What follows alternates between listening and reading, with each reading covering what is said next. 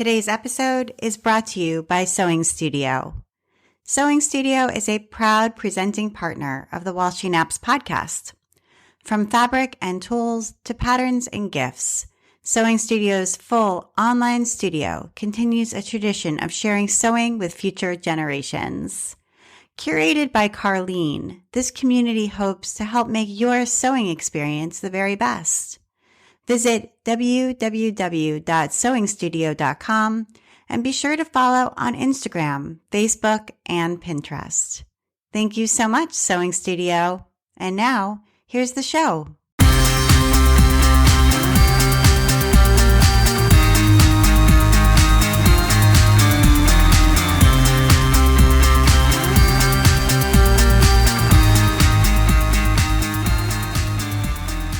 Welcome to episode 144 of the While She Naps podcast. I'm Abby Glassenberg. Today, we're talking about building a career as an artist who makes quilts with my guest, Jane Sassaman. After a varied career in the design world, Jane Sassaman began to quilt in 1980. She found that these soft paintings satisfied the draftsman, the craftsman, and the artist in her. Consequently, she's now a dedicated and some say obsessed quilt artist and fabric designer. Her art quilts have been shown in many national and international exhibits, including Quilt National 1989 through 2005, and Contemporary American Quilts, the first major exhibit of American art quilts in England. Her quilt, Willow, was named as one of the 100 best American quilts of the century. Jane is also the author of The Quilted Garden. The book includes 20 years of her work and exercises for making nature-inspired quilts. Jane's love for historic decorative arts can be seen in all facets of her work, but it's especially evident in the exuberant fabric she's currently designing for Free Spirit. Her designs are oversized and colorful and have been coined as William Morris on antidepressants. They are created for quilts, wearables, and home decorating. Her latest book, Patchwork Sassaman Style, beautifully illustrates her fabric in action. Jane Sassaman, welcome. Thank you, Abby. Yeah, it's wonderful to talk to you. I love your work. I've been admiring it online for a long time. So I'm excited to talk to you about it and hear your story. So when I think about your quilts and your fabric, certain words kind of pop into my mind. And some of them include bold and dramatic, black, energy, mystery, and dazzling. And I wondered if you could just start us out by describing what it is that you do in the way that you would describe it to like a new friend or someone creative that you're meeting for the first time. Like, how do you explain what you make? Oh, goodness. I love the words that you used, by the way. Thank you. I think subtlety is not something that I get. You know, I'm a very quiet person, but my quilts definitely are not. Yeah, I'm coming at this as an artist. So basically, I'm using fabric as my paint, and I just love to see what happens. And I have a real affinity with graphic poster style, hard-edged kind of work. I've just always loved that. And somehow it always comes out that way, but definitely nature inspired. So yes, a lot of the energy of growth shows up in my work. Mm-hmm. And you're coming at it as an artist. And I feel like you've always known that you wanted to be an artist just from reading a little bit about your story. It seems like there was never a question. Where did you grow up? I grew up in Iowa, in a college town. Okay, in a college. Did you grow up in Ames? I did. Yeah. Oh, okay. Yeah. All right. And I know that you had a neighbor growing up, and you wrote about this in your first book, who had this sort of wild garden, and like a house full of artifacts from China. And I wondered if you could tell the story of visiting her garden and visiting her and kind of what it is that she sort of implanted in you. Well, my best friend Ruth lived on one side of this lady, and I lived on the other side of her. And she was, to us as teenagers, was an eccentric bird for sure. And she would be out in her yard, at the crack of dawn, weeding in her slip. And it was a dense garden, and people came from all over to look at it. And my friends' yards and my yard was very manicured, totally the opposite of Mrs. Irvine's place. But she also happened to own the local paint store in town. And so she had art supplies there and wallpaper and paints. And she would supply Ruth and I with art supplies. It was like she was giving us candy, because Ruth was an amazingly talented person. And I think we had a little competition going. We did everything together. And to have the support of this wonderful woman that lived between us was really encouraging. And we rarely really got to go inside her house, but when we did, you're right, it was filled with artifacts from China. Her parents had been missionaries there, so she had a lot of things in her house that were so unusual, especially for the Midwestern Protestant background that the rest of us had. So it was inspiring in a lot of different ways. Yeah. And then this friendship too with Ruth. And I'm wondering what happened to Ruth. What did she grow up to do? Do you know? Yes, she became a landscape architect. Wow, that's wonderful. So, and so I mean, it sounds like you really self-identified as an artist even then. I'm afraid there was no choice. And I think I know I'm lucky that my parents realized that, well, heck, that's the only thing this girl can do. So we better let her do it. So yeah, I had encouragement from all different sides. And they set you up in the basement with like a desk and like a little work area.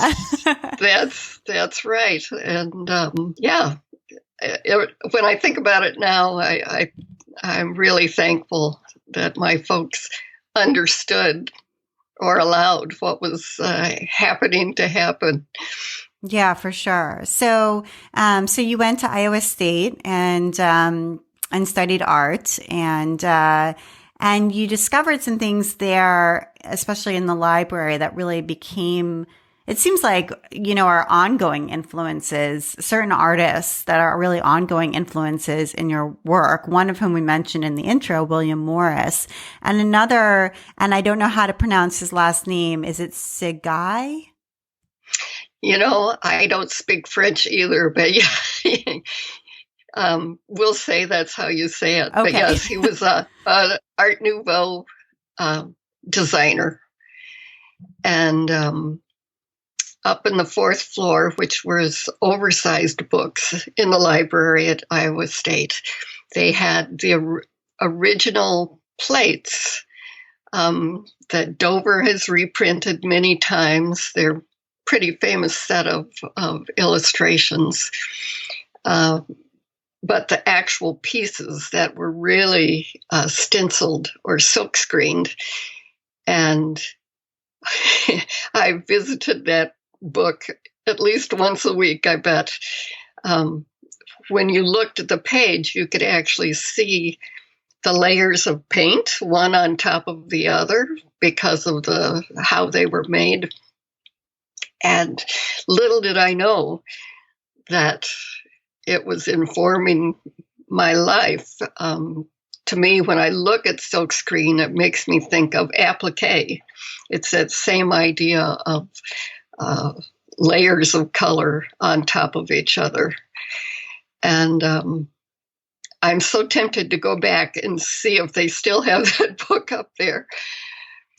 Yeah, you should. Yeah, that's fascinating. That's right. Like the layering. So it's not just the visual motifs, the florals and the botanical motifs and geometric motifs, but also the actual way that the color was laid down. That was inspiring. Right.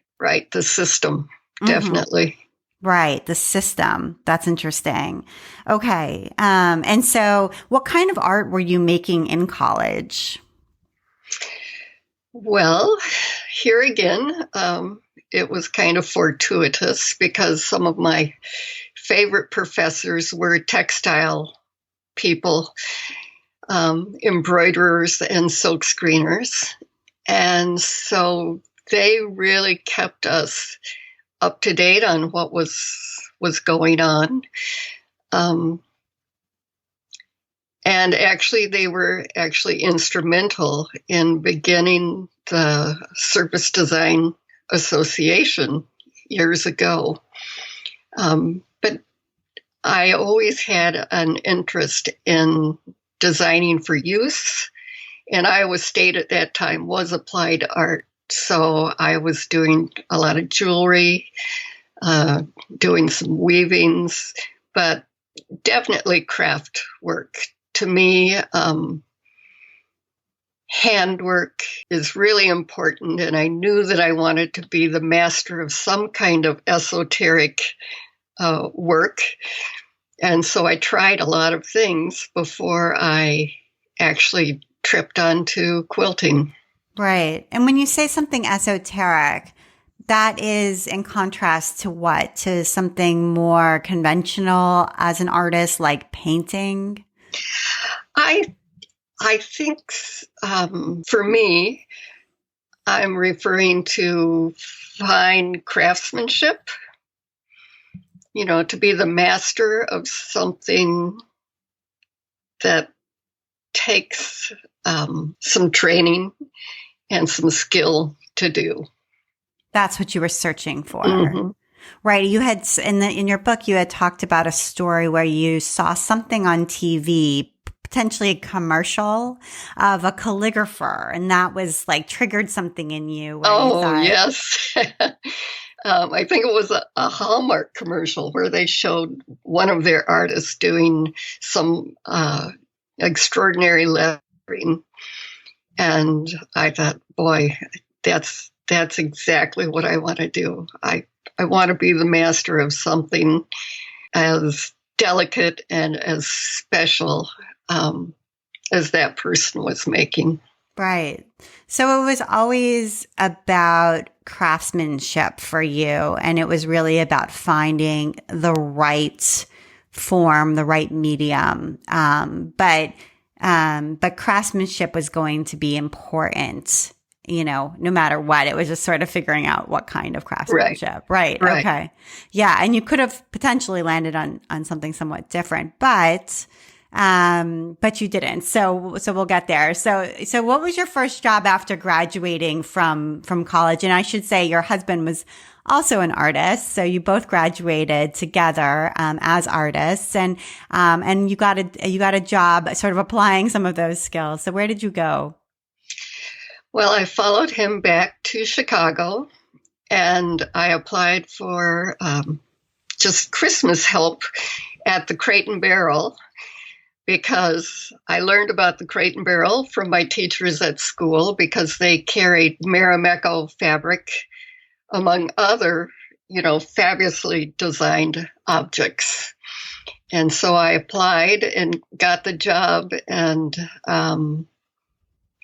they discovered that I had some other talents. So I ended up doing hand lettering for them, and then eventually became a window dresser and designer for them. Okay, so were you designing products that were then in their like national chain, or was it more like their local stores? Yes, I was more doing, shall we say, set decoration, so arranging the displays and the window displays. And in the local store in Chicago? Right. Okay, great. So sort of applying some of the artistic skills that you had. And you at the time weren't really sure what medium you were going to use for your personal work, for your personal artwork. You were doing some cut paper work. Yes, that's right. I was on a mad hunt to find what my media was supposed to be. Like I said, I'd done textiles in college and jewelry, but neither of them had really totally hooked me. And so I was really actively still looking. And it was wonderful to be down on Michigan Avenue and, coming from the country and moving to the big city. And I could go to museums or bookstores during my lunch hour and really start to explore. And during one of those explorations, went to the Museum of Contemporary Art downtown. And they had a show of, it's called the decorative art movement or the ornamental art movement. And it grew out of feminism. And because females are the traditional decorators in our society, artists at that time period started to take pieces from domestic life, things like fabric and the idea of pattern and design, and put them into their work, where it could be a painting or a sculpture. But a lot of painters started to use pattern in their work. And when I saw that, I had been making cut paper pieces just to satisfy my own soul. And here were people working with pattern just the way I was working with pattern. And I knew right away that there was something in the ether that somehow my antennas picked up. And so I felt like, yes, Jane, it's going to be fine. You're going to fit in with this art world somehow or another. And that really gave me encouragement to keep pursuing my work with pattern and cut paper. Mm-hmm. Right. Just that affirmation that it fit with, with a movement, right? That it was like a part of that. Okay. And then this issue of American Craft magazine came out in 1980. And with a quilt by Nancy Crow on the cover. And maybe you can describe what it looked like and what you felt when you saw it. Well, it was her March study quilt. And for me, it was a pie in the face. It was like, wait a minute. You mean I could be doing this with fabric? It just had not occurred to me. She was doing pieces that looked like the things that I was doing with cut paper.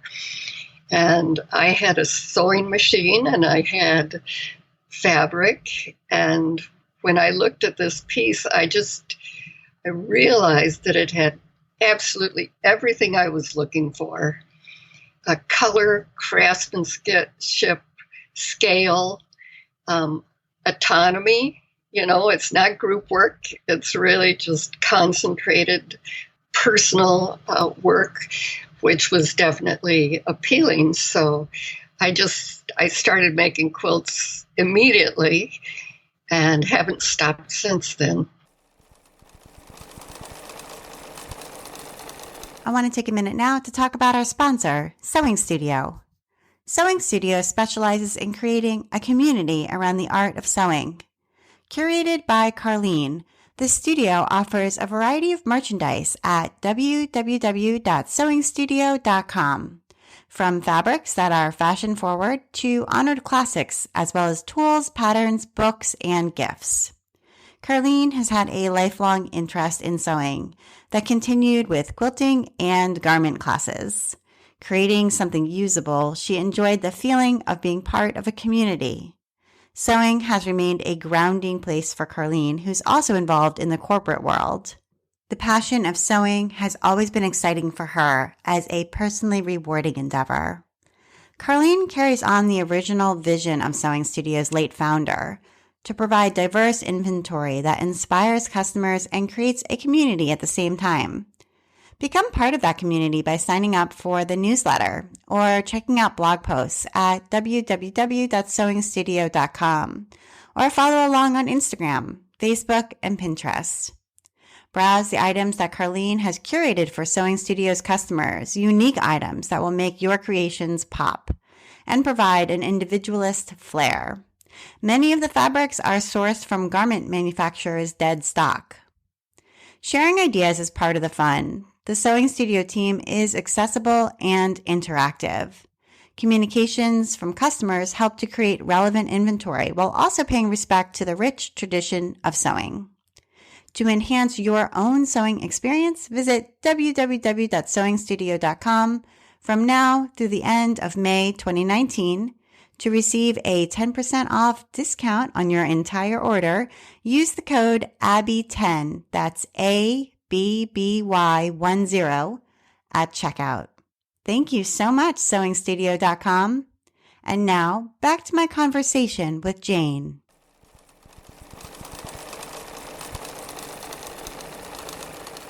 Right. It was just like a light bulb, right? Like an aha. Oh, yeah.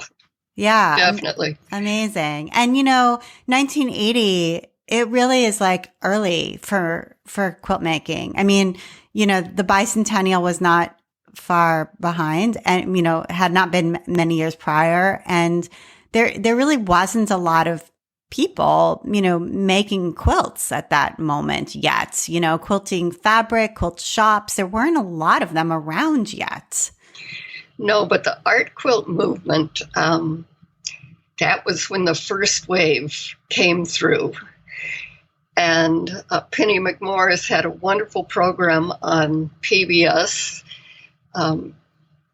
where she invited all these first wave quilters. So Nancy Crow and Nancy Halprin and Ruth McDowell, all these people that paved the way for, I could consider myself a second wave quilter. But as I was developing my skills, I would tune into this program and I'd say, oh, that's exactly what I want to do. That's what I want to do. And of course, I had kids then, but that really kept me on track. It kept my focus. And so I quilted in the closet for many, many years before anybody saw actually the work that I was doing. But I think that helped to keep my voice pretty clear because the influence from elsewhere, I was not taking classes or anything. I was just winging it, and whatever happened. So I probably could have learned things a lot faster, but I think it kept my vision a lot clearer by doing it that way. Yeah. So two things about that. One is that Penny's been on this show. She she has electric quilt. And so if people want to go back and listen to the electric quilt episode, she does talk about that show and how she came to have it and what it meant.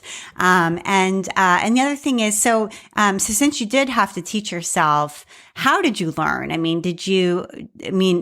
Obviously you had artistic skills and understood color and composition from studying, but as far as the technical skills of, piecing together a quilt and understanding seam allowance and how things should work when it comes to sewing them together, so that everything, actually correctly, sits. And how did you figure that piece of it out? Did you get books out of the library, or did you just really figure it out on your own? At that time, there were hardly any books. I did get Michael James's Two Little Books and learn from those. But I basically learned the hard way. I knew how to sew clothes, so I had that skill, I guess. But I'm also coming from the art department, so it made a lot of sense to use tape and glue and things like that. And I do tend to treat fabric more like paper. That's what gives my work that real graphic kind of look. But yes, my first seams were 5/8-inch seams like you would put in a dress, because I didn't know any better. But it didn't stop me from making pieces. And you just picked up little hints here and there. But there again, that's how my applique technique evolved, was just out of necessity, I guess. Right. So the first quilts were pieced, right, and sort of more similar to what Nancy Crow was making. But then you kind of came up with this way of appliquing, which is what your quilts are sort of much more known for now, and was really freeing, because once you can do applique, you can do anything, any shape is possible. And so I wondered if you can just briefly describe that process, like how that works, so that people who maybe don't really understand how you would make an applique the way that you do it can understand it. Okay, well, like I say, I treat fabric a little more like paper. And in order to do that, I'm backing my fabric with an iron-on interfacing. It's not a fusible web, but an interfacing. So it adds stability to the fabric and body to the fabric. So any shape that I could draw, I can cut out of fabric. So with that interfacing backing, it's like cutting a piece of paper. And very often I will use an X-Acto knife to cut things out, because that paper backing gives it enough body that I can actually handle it like I would a piece of construction paper. And that's what gives it the hard edge graphic quality that it has. Okay. Does that make sense? Absolutely. And then once it's cut out, you can iron it onto a larger piece of fabric. Right, but it just sits on top of the fabric. And then I'll finish the edge, and anything that is behind the shape, let's say I'm putting a disc, a circle on, I would straight stitch around it first, then I would finish it with embroidery, satin stitch or something. And because that circle is not glued to the background, there's a pocket between the background and the circle. And I can cut away all that extra fabric behind the circle. And so with every shape that gets put onto the background, whatever is behind it gets cut away, so that in the long run, when the piece is finished, it's really just a single layer of fabric and interfacing through the whole piece. Mm-hmm. I see. Okay. Yeah, it's really labor intensive. Right, because then the whole thing also gets quilted Yes, yeah. as well and then bound. Right. Right. Okay. Well, I used to, because with my quilting and the way that I work, I bury, I mean, millions of threads, millions of knots in the back. And I used to think, Jane, this is a ridiculous way to make a living, But now it's just such a part of the process. And I'm really, really good at it now. It doesn't take me as long as it would probably take most people. And I actually enjoy having an afternoon of nothing to do but bury threads. But here again, it's that esoteric craftsmanship, the meditative work that for me is so appealing, I guess. Right. That's what you were looking for. Are your works big? I mean, obviously you could make them any size, but do you tend to make large pieces, overall? Not really large. I would say mine are more modest in size. They can get big. I mean, I've gone probably, let's see, like 60 by 90, which is a pretty good size piece. But most are in the probably 40 to 60 inches, and they're somewhere. The advantage of working in this graphic kind of way is when you see a picture of one of my pieces, you don't know if it's 4 foot square or 1 foot square. It's got power no matter what size it is because of the graphicness. Mm-hmm. And how many pieces do you end up making in a year? Do you know? Do you have an estimate of how many? I'm just wondering, so people have a sense of how productive this whole establishment. Well, I've been very productive in the last couple of years. I feel like Jane is blooming again. It's really a nice position to be in right now. It's going to take me a month to a couple months to make a piece. Okay. So 6, 8, something like that in a year. Okay. Maybe 6. Okay. And you sell the finished pieces? It's always a bonus when you do. Okay. You can't count on it, but yes, quilters do buy quilts. And there's no nicer compliment than somebody taking your quilt to a good home. It really is kind of completes the cycle. Mm-hmm.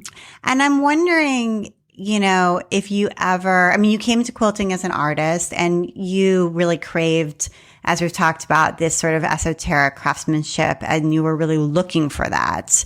But I'm wondering whether you've ever regretted it. In other words, if there have ever been moments when you felt like choosing to express your art through quilting meant that you weren't taken as seriously as you might have been if you had chosen to express your art through graphic design, let's say, or through painting, or had you stuck with cut paper collage, something that was sort of less domestic or easier for, a gallery or a museum to understand. I think we've come a long way with being able to understand quilting as art, but it's not 100% there yet. And I just wondered whether there's ever been a moment when you're frustrated by the fact that quilting is sort of, in some circles, shoved aside, sort of not seen the way that other artistic forms are. I think at one point I felt that way. But the other, the stubborn part of me, just says, check it. I'm making what I make, and God only knows why I'm so attracted to this medium, but it's obviously meant to be. I do remember sitting in a gallery years ago, and a woman and a man were sitting looking at some of the quilts, and they were fabulous quilts. And you know that she was his decorator, and he said to her, well, I really would rather have a painting. And it just really irritated me so much to hear somebody actually say that. Yeah. But I think we have come a long way. I think no matter what kind of artist you are, though, you have to put up with a lot of preconceived ideas, that's for sure. And I would love to talk a little bit about your children and about your raising them and the way you approached it, because I was really drawn to your description of it in your book. And so you said that, well, I love this you talked about your daughter Willow when she was young, and you said that she just assumed that her mother was permanently at work. And one morning she said, Mommy, let's pretend that we're at the park, but don't worry, there's a sewing machine there. And it's true. I absolutely love that, because I think my children certainly see me as permanently at work. And I read that out loud to them last night, and they all smiled. So I think they could totally relate to that. And I just wondered if you could sort of describe how, you sort of set up your workshop in the middle of the dining room table when they were really young, and sort of kept it there as you were raising them. Well, there was only one table, so I had to claim it. But it makes me think of Louise Nevelson, actually. She's an American sculptress, and there's a wonderful book that's an interview with her called Dawns and Dusks. And one thing that sticks with me from that interview is that she says that you have to be good with the choices you make. Don't regret it. Just go for it and let go of the things that have to be let go of. And I've carried that with me my whole life. And where there's a will, there's a way. And I took over the table, but it was in the middle of the house, and life went on around me. I was always there. But I always did try to incorporate the kids with what I was doing for many years. As I was starting to quilt, I was also a designer of decorative accessories. And I would always give the kids the same assignment that I had that week. So if I was designing egg cups or picture frames or whatever it was, they would do it as well. And I was lucky enough that I could walk to the company office that I was freelancing for from our house, and I would turn in my kids' work along with my own work. And once my boss came to my house to pick up the work, and my son hands him his assignment as well. And my boss gave him like 3 $1 bills. And you could just see my son's face light up. It's like, oh, now I get it. Right. You make this and you get that. Yes. But so they were part of the process. They weren't being ignored.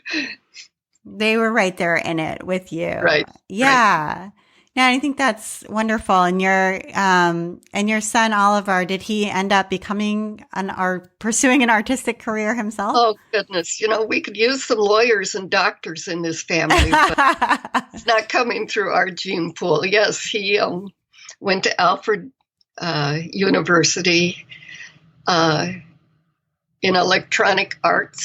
So a lot of electronic digital compositions. And so now he's a video editor and a graphic designer. Nice. That's lovely. So there you go. We got to start early. Yeah. Mm-hmm. and he has, the whole family has an attraction to very graphic work.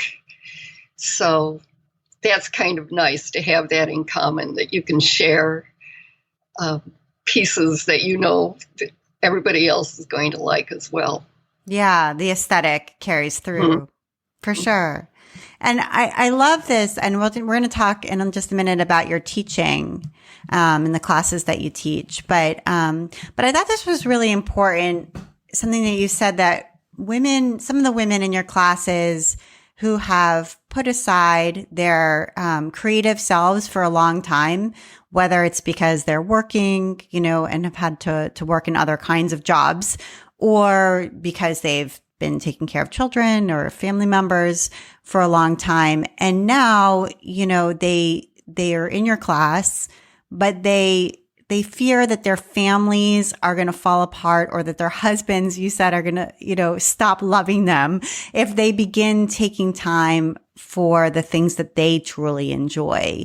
In other words, if instead of sitting and watching TV in the evenings with their husband, or doing what they usually do, on the weekends with their family, they actually use that time to create quilts, or to sew, or do the creative things that they truly want to do, kind of change the routine and pursue those things, that they have this fear that doing that is going to make the world fall down, around them. And I've talked to friends of mine, who actually did have that same fear, like there was an expectation that they're going to sit and watch TV with their husband in the evening after work, and therefore they can't use that time to, build their Etsy shop or whatever it was that they did want to do, and really struggled to reclaim that time for themselves. So I wondered if you could talk a little bit about that, because I've actually never heard anybody put that into words, and yet I know that it's true. Well, I guess I was lucky. When I came to Chicago, I was going to move into an apartment with my future husband and his brother. And I spent the summer at my husband-to-be's house. And he's from a big family, so I kind of ended up being the summer girl while I was there, and spending a lot of time with Greg's little brother while his mom went to work and things like that. And when she learned that we'd found an apartment we were going to move in together, I had picked her up from her job, and we pulled into the driveway, and she turned and looked at me, and she said, "Now, Jane, you have talent, and I don't want you to waste it." She said, "I knew I married a chauvinist, but I didn't intend to raise 5 of them. And if you start doing things around the house, they won't even know it, but they will just expect that you will always be doing that." She said, "So you be careful. They still have to show that they have some talent, but we know that you do, and don't let them take it away from you." And I happened to be listening that day, and so when I did move in with 2 males,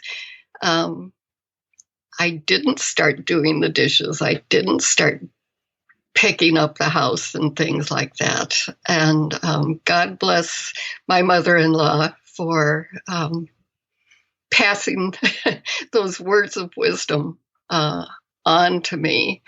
I guess I've personally been fighting for that my whole life, is to spend my time the way I want to spend it.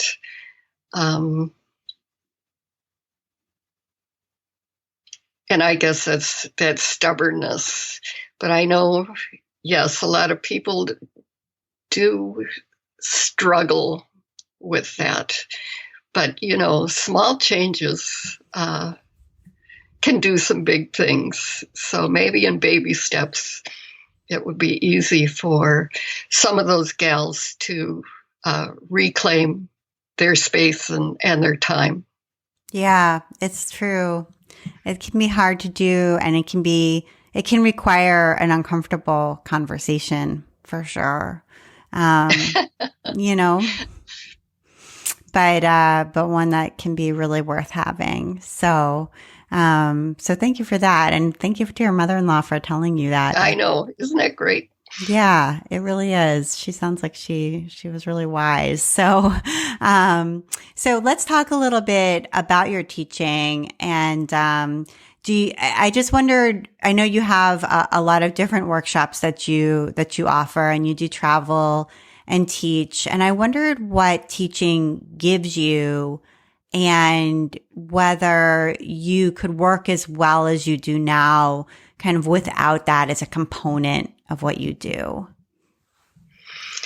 I think for me, teaching really balances out my life. I'm one of those that could just keep working and working and working and working.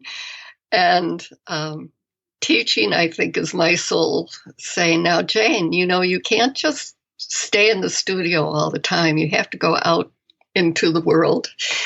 And so I kind of divide my life into those two, the quiet, isolated time in the studio and my social time when I go on the road and teach. And they definitely inform each other. When I come back from teaching, I am so inspired. Yes, by the companionship and the sharing that happens, but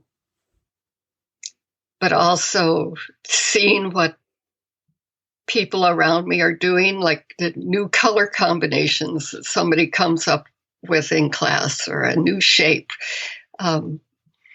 It's all really inspiring to me, and hopefully to the students as well. And I know you design fabric for Free Spirit, and you had this history as a product designer, which we talked about. So to that, degree, it really does make sense that you would want to design the product that you use every day, in your work.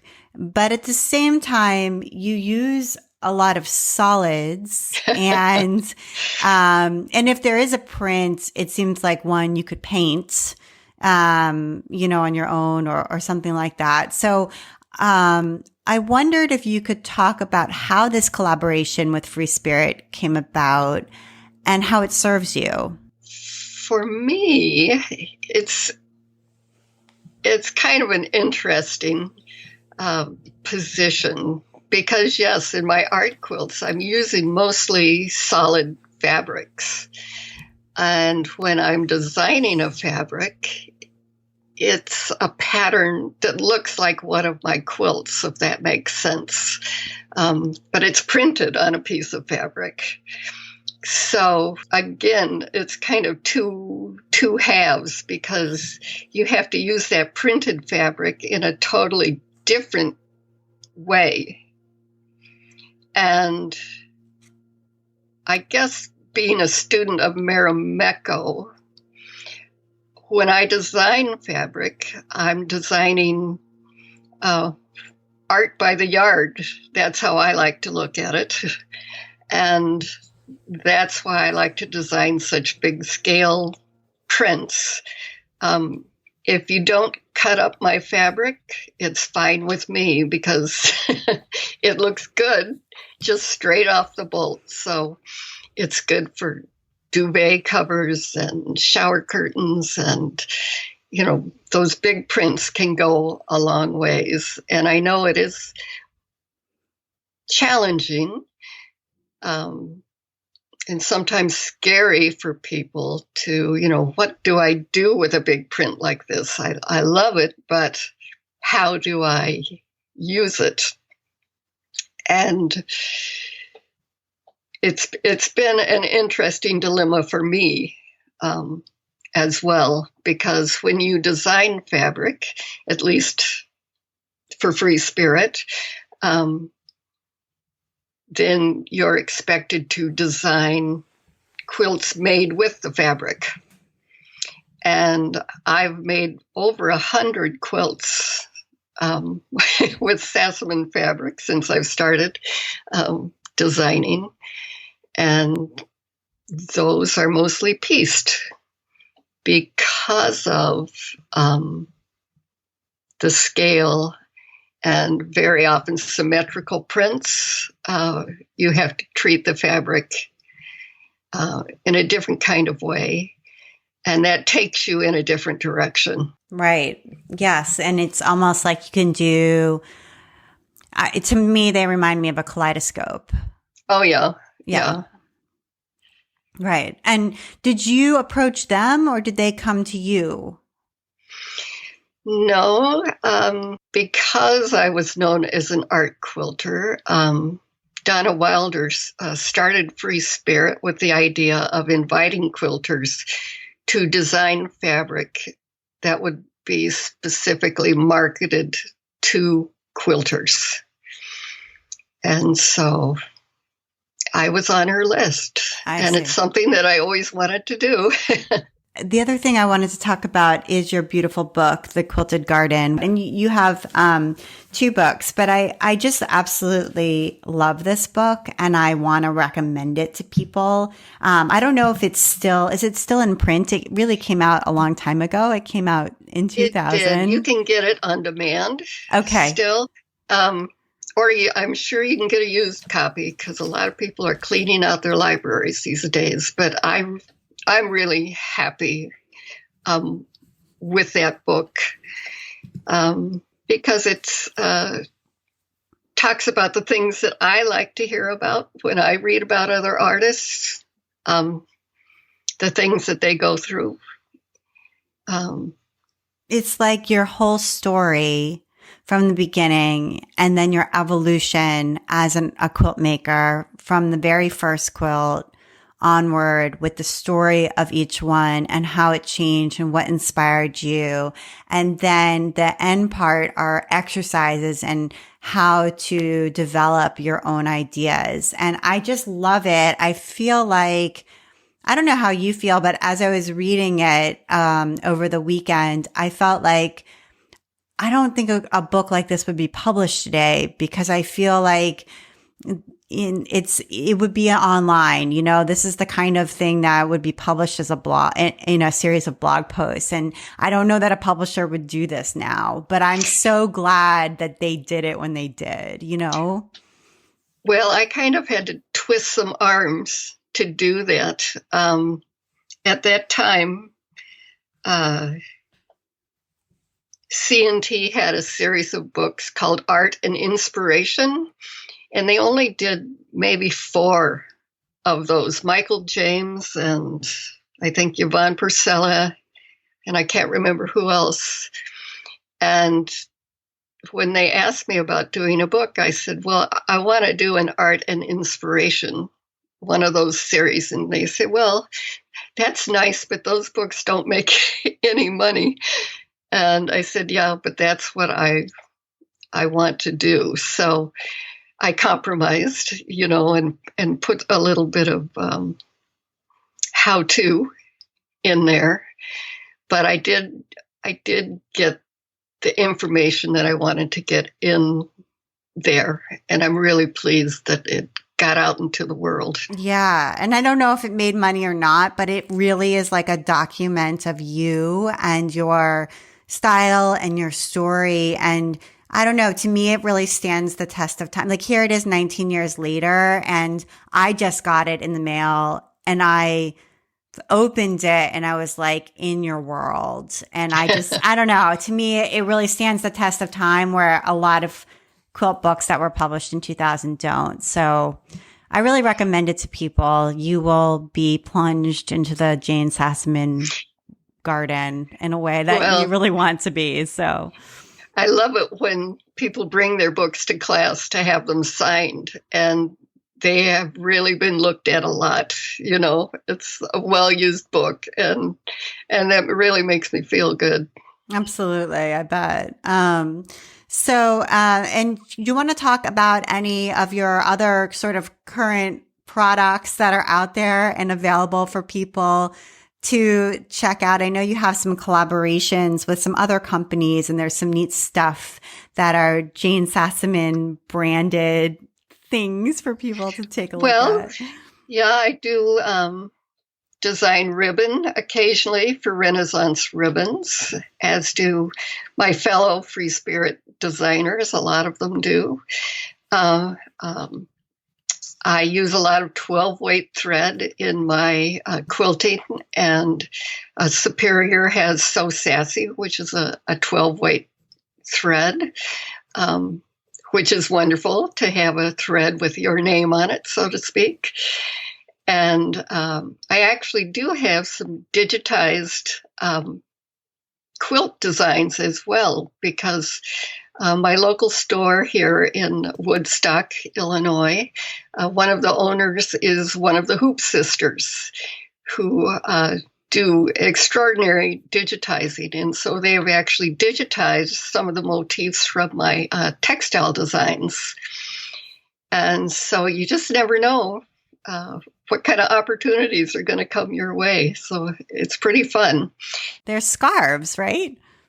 Right. And that's with Dragon Threads, the publisher of my patchwork Sassaman style book. She is trained in the fashion industry. So my editor, Linda Tufel, has done all that chasing down to get some wonderful designs printed on silk. And so we just do limited numbers. And when they're gone, they're gone. But when they're gone, that means we can do a new one. So we've done at least half a dozen so far. Wonderful. So neat. Okay. So people can check this out. I'll try to do as much linking as I can in the show notes.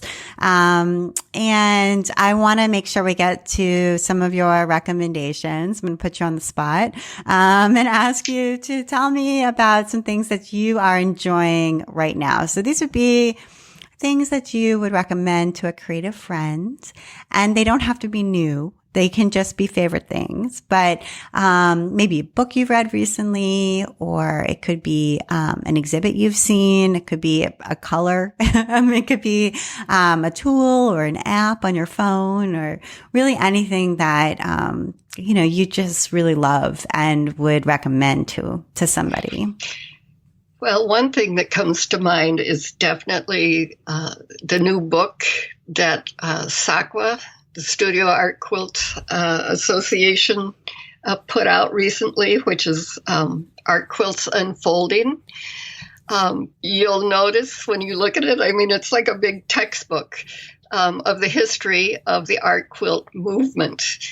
And when I looked at this book for the first time, I mean, I literally got tears in my eyes because I wasn't the only person who was affected, by a lot of the same things. And I look in there and go, oh my God, they're talking about Objects USA, which is a book I checked out of the library in college, every other week, as being instrumental to this whole contemporary craft movement. But there's so many elements in there that to me were pivotal. And they've got them recorded in there. And that's really nice. Oh, that's lovely. And to know that so many people were affected by the same things at the same time. So definitely would recommend that. And let's see. Oh, a tool. I will retire the day that they stop making easy threading needles. Or self-threading needles, and I like the ones that are that load at the top. Are you familiar with what an easy threading I've needle never is? used them before, but I think that they almost have like an opening in the eye. Is that right? Exactly. So you can snap the thread into the eye of the needle. You don't have to thread it, but you can pull it down and snap it in there. And that's what I use to bury all of those gazillions of knots in the back of my quilts. Right, because you're threading and unthreading a needle a bazillion times. Exactly. So that would save you. Yeah. They're fabulous. And you do have to test, the needles in the pack to find the ones that work the best. But once you find them, you just keep them by your side at all times. So that's, for me, an essential tool for sure. Okay. Good one. And I think the one other thing that I would recommend, because I love to listen to podcasts and to learn something when I go to the gym, makes it bearable to go and do exercises. I feel the same way, by the way.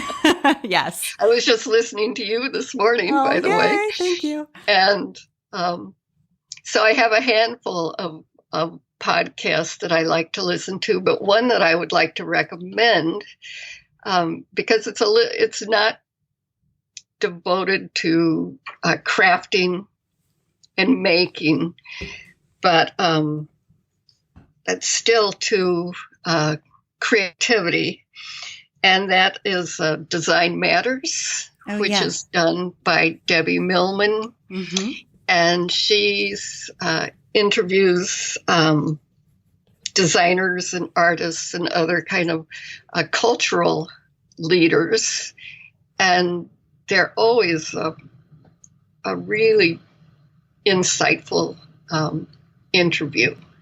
So I would encourage people to add Design Matters to their list of inspiring podcasts. Wonderful. That's a great recommendation. I've listened to a few of them, but I'm going to add it back to my queue because, sometimes it's like you just need to freshen up how many podcasts you're listening to. I go through them at a surprising rate, and then I'm like, gosh, I've listened to all the episodes and now I have nothing. So yeah, exactly, it's frustrating. Right. I know. So that's great. And do you listen to music or to anything while you work? I'm curious about that because you must spend so many long hours in the studio. I go to the library every week and pick up a stack of books on tape. And that's my idea of heaven, is making quilts and listening to a ripping yarn at the same time. Nice. Can't beat. Nice. That's great. Yeah. Okay. Good to know. Well, Jane, this has been absolutely wonderful. Thank you so much for taking the time to be on the While She Naps podcast. Well, thanks, Abby. Thanks for the invitation. And you've been listening to the While She Naps podcast. I'm Abby Glassenberg. Visit my blog, whileshenaps.com, where you can sign up for my email newsletter to get the best in sewing, blogging, and small business delivered right to your inbox each week. Today's episode was brought to you by Sewing Studio. Sewing Studio is a presenting partner of the While She Naps podcast and hopes that you've enjoyed the information in today's program. Continuing the tradition of sharing sewing with future generations, Carlene and the Sewing Studio team invite you to visit their online store at www.sewingstudio.com. Also, view their ideas and become part of the Sewing Studio community by following them on Instagram, Facebook, and Pinterest. Remember to use the code ABBY10, that's ABBY10, at checkout to receive a 10% discount off of your entire order. Thank you so much, Sewing Studio. And if you enjoy the show, tell a friend about it. Thank you so much, and I'll see you next time.